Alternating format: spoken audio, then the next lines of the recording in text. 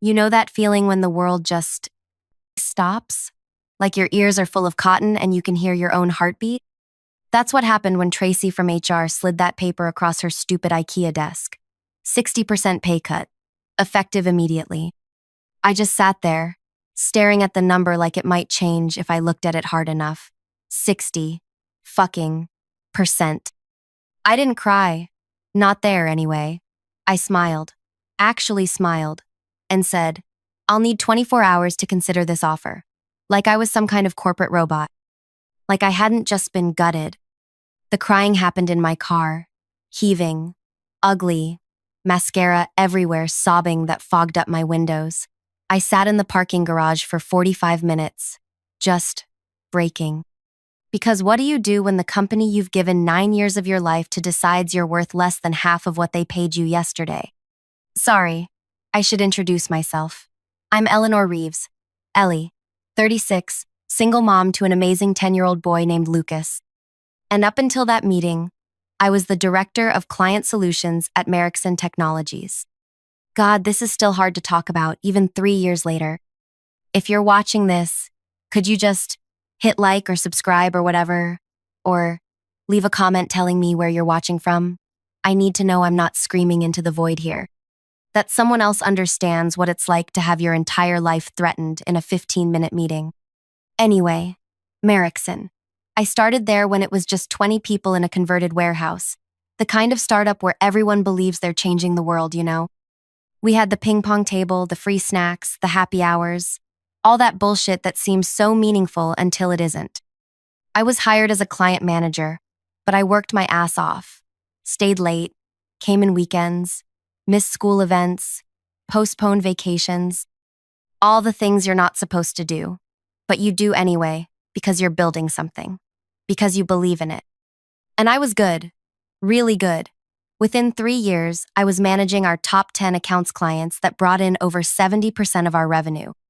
I knew their systems, their problems, their birthdays, their kids' names. These weren't just accounts to me. They were relationships I had personally built.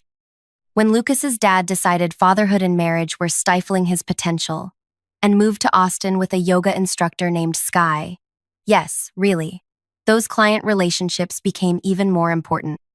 They weren't just my career. They were my lifeline, my security. By year 5, I was promoted to director. I had a team of 8. I had equity.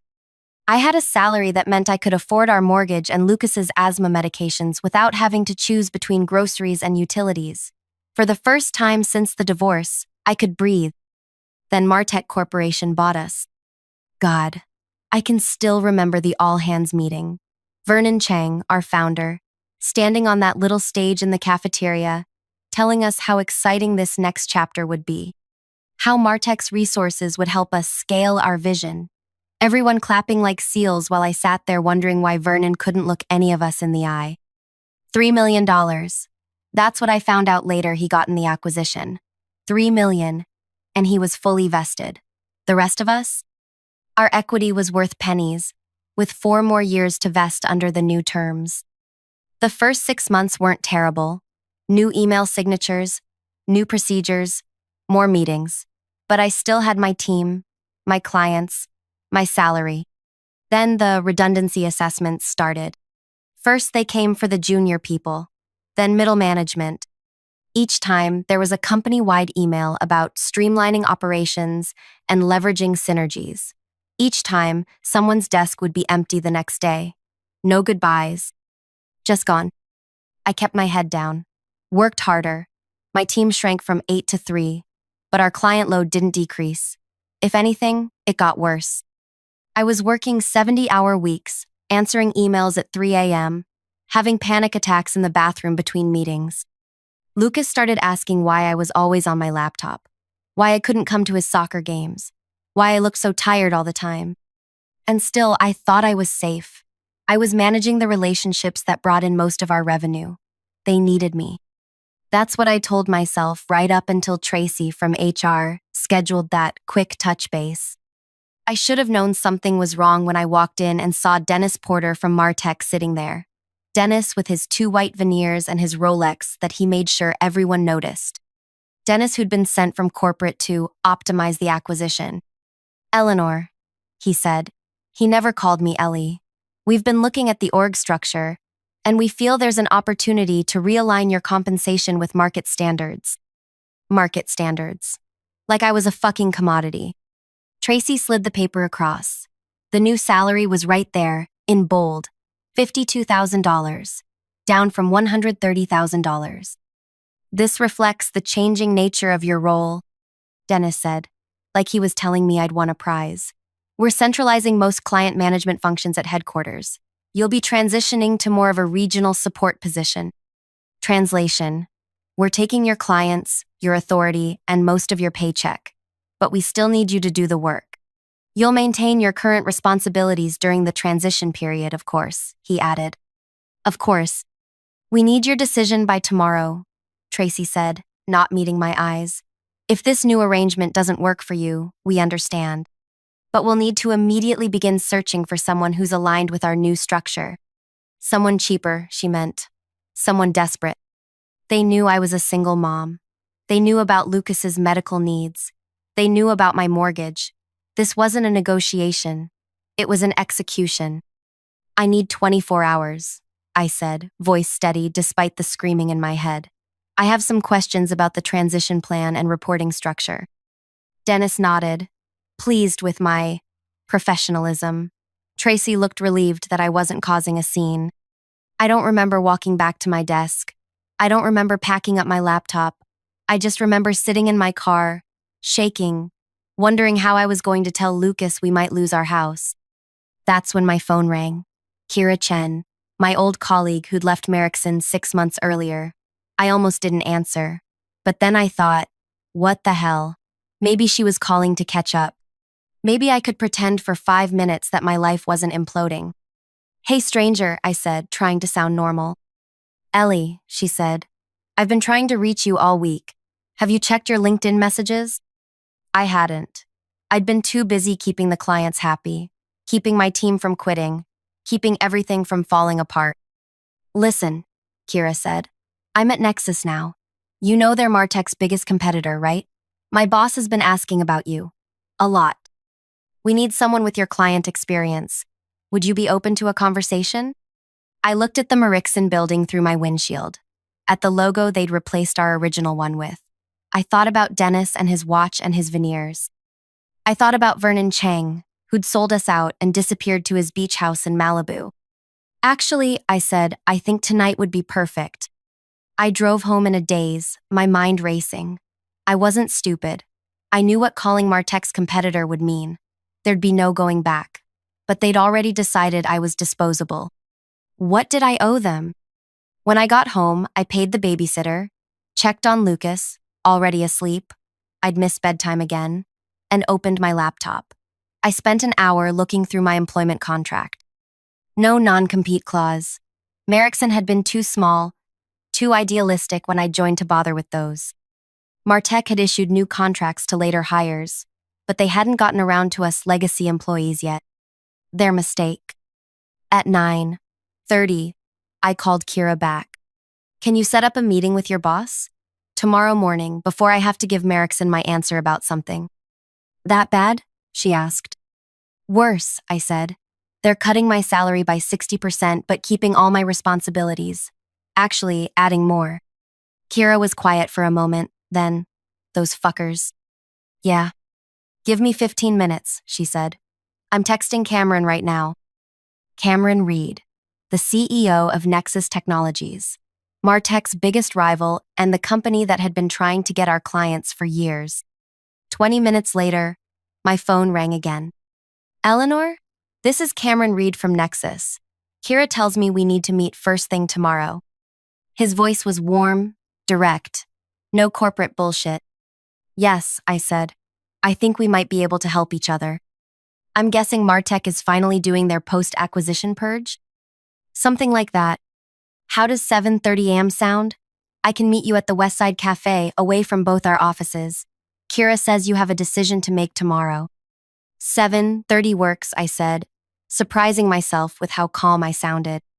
After we hung up, I sat on my couch for a long time, staring at nothing. Was I really doing this? Was I really considering jumping ship to the competition? But it wasn't a ship anymore, was it? It was a sinking lifeboat, and Martech was throwing people overboard to save themselves. I opened my laptop again and pulled up my client files. Not the official CRM data that belonged to the company, but my personal notes. 9 years of relationship details. Who to call when contracts got stuck in legal. Which CTOs were planning system overhauls. Which companies were unhappy with Martech's recent service changes. Information that wasn't confidential exactly, but was valuable. Very valuable. I'd built these relationships. I'd earned this knowledge. And tomorrow I was going to find out what it was worth. I closed my laptop and checked on Lucas again, watching him sleep for a few minutes. His little chest rising and falling, the inhaler on his nightstand, the science fair ribbon pinned to his bulletin board. "I'm going to fix this," I whispered. "I promise." I didn't sleep that night. Not really. I lay awake thinking about what I was about to do, wondering if I was being impulsive, wondering if I was being disloyal. But loyal to what? A company that no longer existed except as a line item on Martech's balance sheet? People who saw me as nothing but a number they could cut? By morning, I knew exactly what I was going to say to Cameron Reed and to Dennis Porter. I dressed carefully. My best suit, the one I saved for closing big deals. Hair perfect, makeup flawless, armor.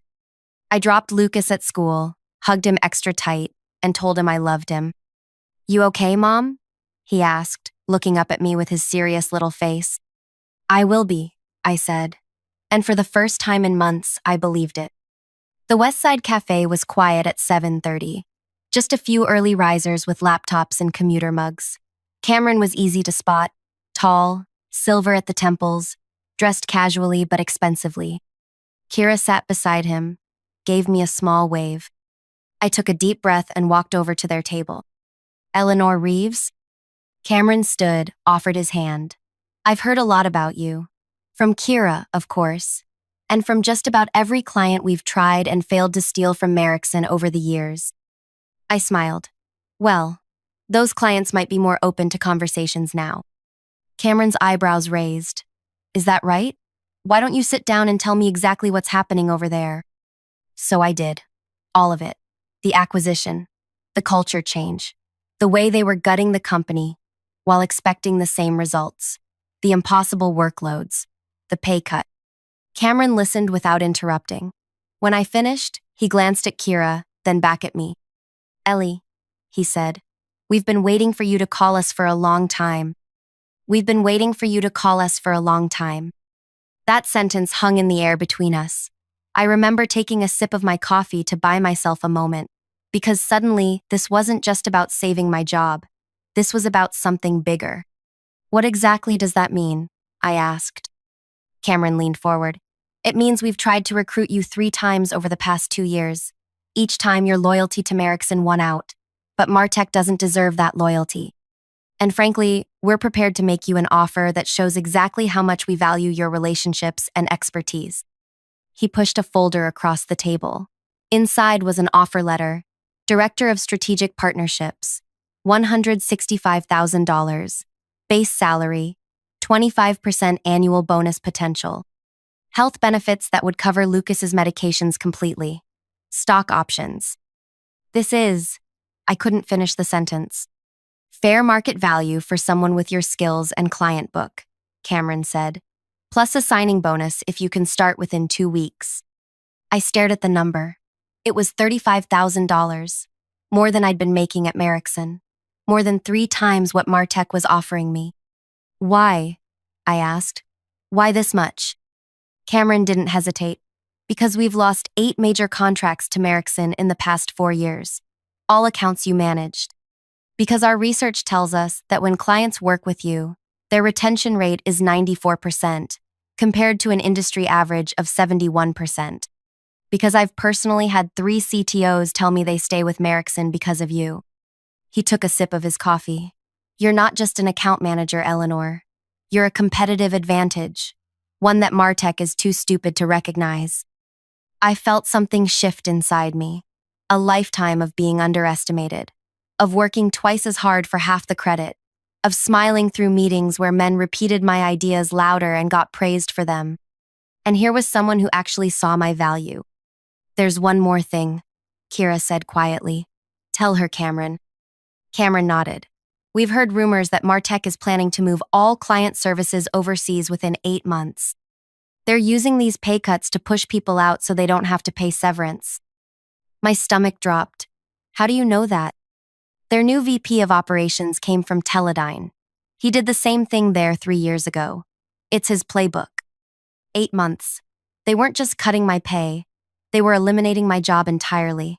They just wanted me to train my replacement first.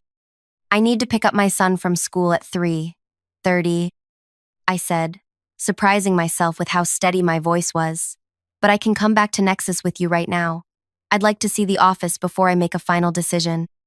Cameron smiled. Of course. And we'd like you to meet the team. 3 hours later, I walked back into Martech Regional Office 8, with a signed offer letter from Nexus in my bag and a plan forming in my mind. Dennis was waiting in the conference room, looking impatient. Tracy sat beside him, a folder with my name on it in front of her. Eleanor, Dennis said, not bothering to stand. Have you made your decision?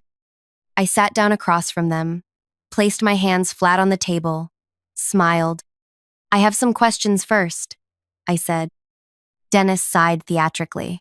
We really need a simple yes or no today. As we explained, we're restructuring the entire department. I understand, but I manage our 10 largest accounts. I'd like to know who will be handling the Westfield implementation next month and the Alder contract renewal in June. Dennis waved his hand dismissively. We'll distribute those responsibilities appropriately. That's not something you need to worry about. Actually, I do worry about it. I promised Sonia at Westfield that I'd personally oversee their transition, and Mark at Alder specifically asked for my involvement in the renewal discussions.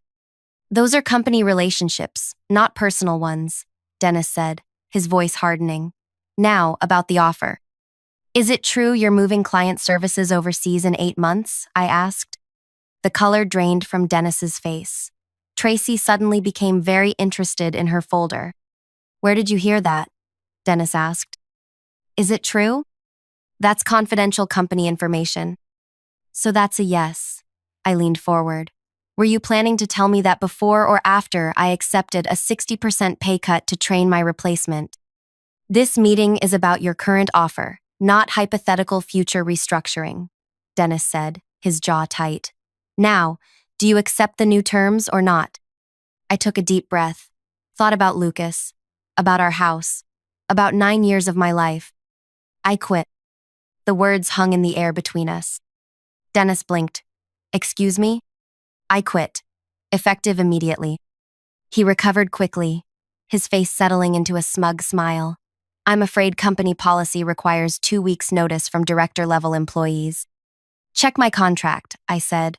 The original Merrickson contract that was never updated after the acquisition. It states that notice periods are equivalent to severance periods. Since Merrickson never offered severance beyond 1 week, that's my required notice. The smile faltered. You'll need to transition your accounts. Actually, I don't. My contract also states that in the event of a compensation reduction exceeding 15%, all transition requirements are waived. I stood up. That was added after Trey Miller quit and tried to hold his clients hostage for a better severance package. You might not remember that, since you weren't here, but I helped Vernon draft that clause. Dennis was turning an interesting shade of red. Tracy looked like she wanted to disappear into her chair. You can't just walk out on your responsibilities, Dennis sputtered. Watch me. I turned to go, then paused at the door. Oh, and I've accepted a position with Nexus Technologies. Since Merrickson never implemented a non-compete agreement and Martech never asked me to sign one, I'll be starting there on Monday. The explosion I expected didn't come. Instead, Dennis's face went completely blank, which was somehow more terrifying. You've just made a serious mistake, he said quietly. We'll be reviewing all of your communications and client interactions. If we find even a hint that you've been poaching clients or sharing proprietary information, we'll bury you in litigation. I felt a chill. Not because I'd done anything wrong, I hadn't, but because I knew how these things went. Big companies with deep pockets could make your life hell, even if you were completely innocent. I haven't taken anything that doesn't belong to me, I said. My client relationships, though, the trust I've built over 9 years, that belongs to me, and I'm taking it with me. I walked out before he could respond, heart pounding so hard I thought it might burst through my chest. My team was waiting at my desk. Maria, Devin, and Priya, the last survivors of what had once been 8. They knew.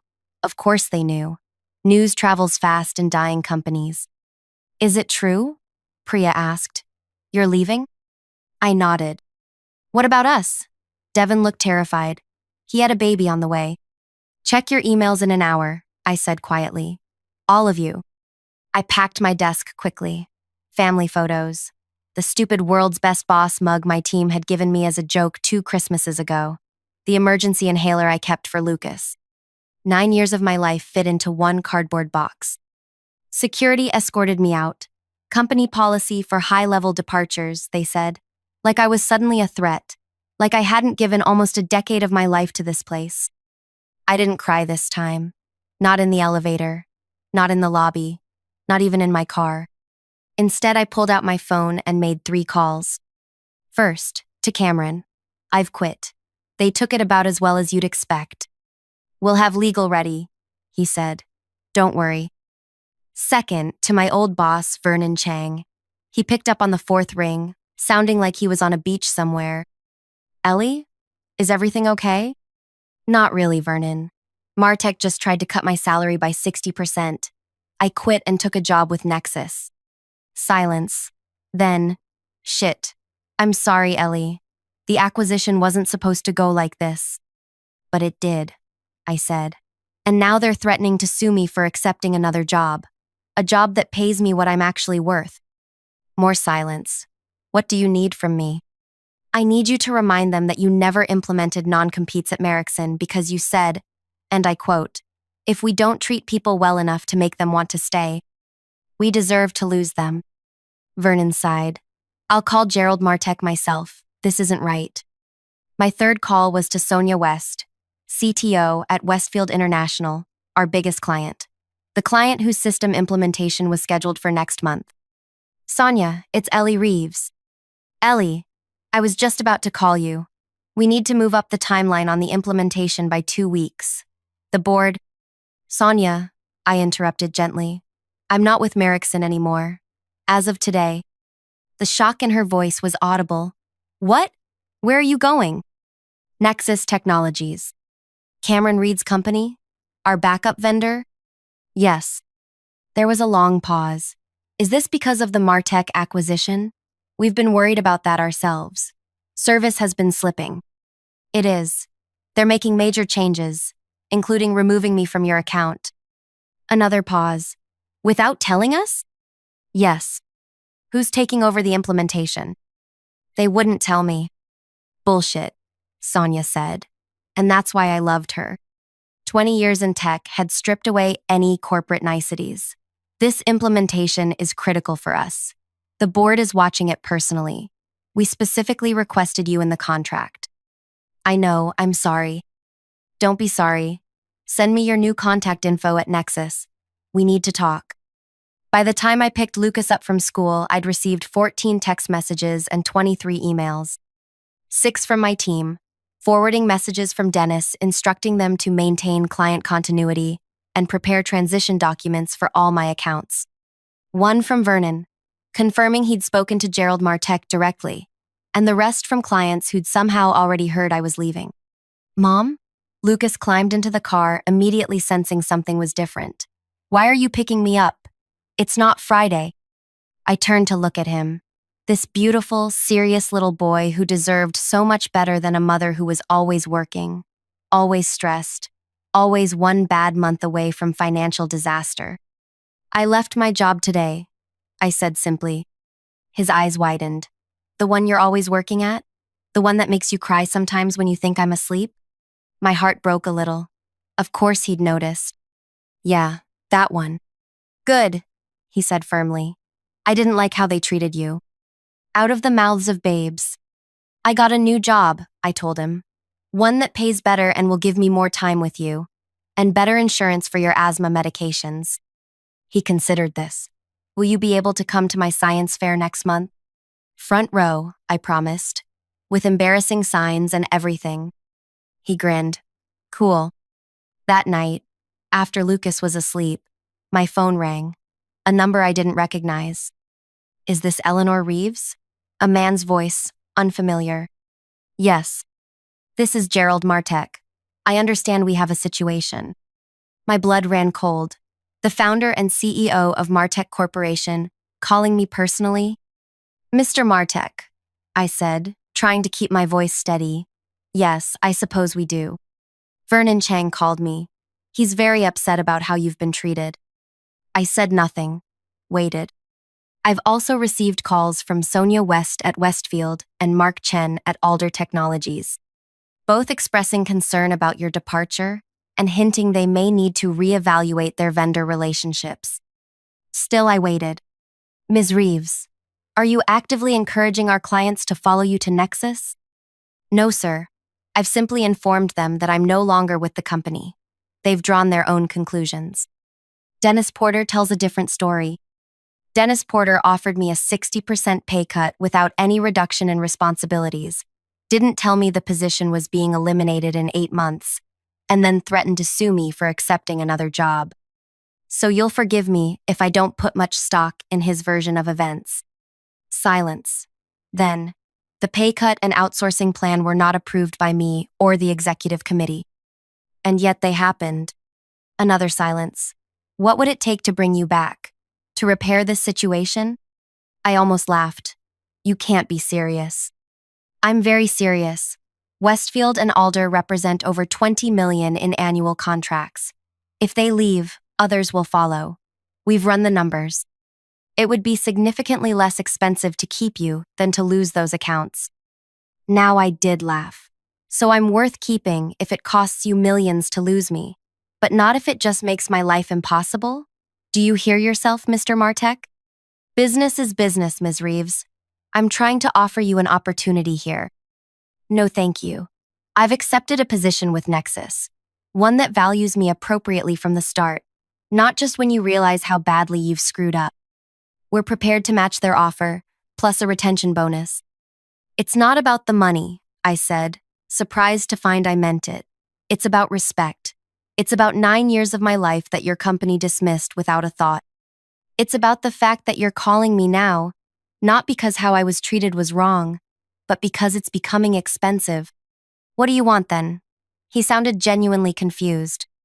I want you to treat the people who are still there better than you treated me. I want you to look at what Dennis Porter is doing to that office and ask yourself if that's really the company you want to build. That's it? That's all you want? That and for you to stop threatening to sue me for taking a new job. I didn't steal anything. I didn't poach anyone. I simply refused to be devalued. There was a long pause. No lawsuit, he finally said. You have my word. As for the rest, I'll be visiting the regional office next week to see things for myself. 3 days later, I started at Nexus. They gave me a real office, not a cubicle. My team, yes, I got to build my own team included Maria and Devin, who'd quit Martek the day after I left. Priya stayed behind. Her visa was tied to her employment there. 2 weeks after that, Dennis Porter was pursuing other opportunities. Tracy from HR too. A month later, Sonia West called to tell me Westfield was moving their business to Nexus. The implementation team they sent couldn't find their way out of a paper bag, she said. And when I complained, they told me my expectations were unrealistic. Mark Chen from Alder followed 2 months after that, then Briarwood Systems, then Tetracorp. By the 6-month mark, 5 of my former top 10 clients had moved to Nexus.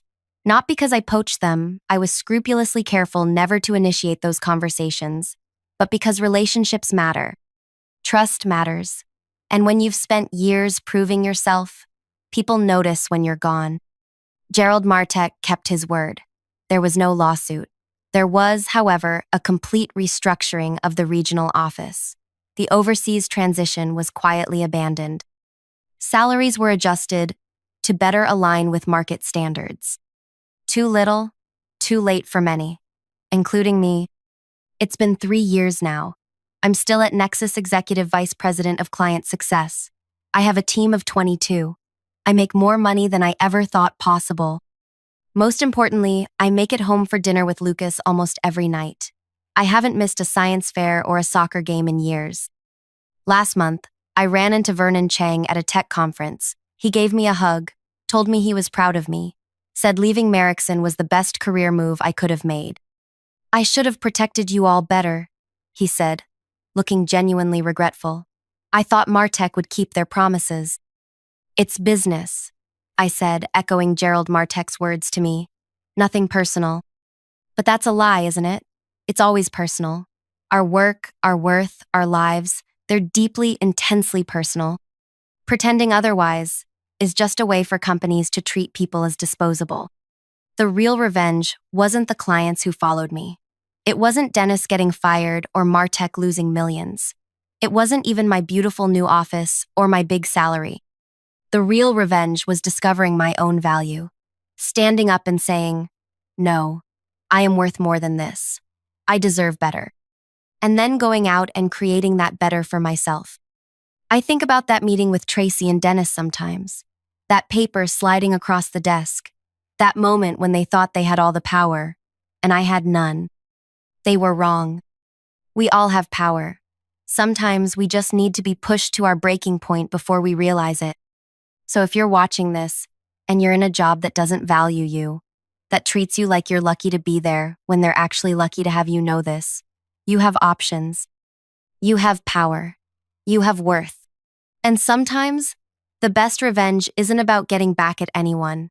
It's about getting away and building something better. Even if it takes just one phone call to change everything.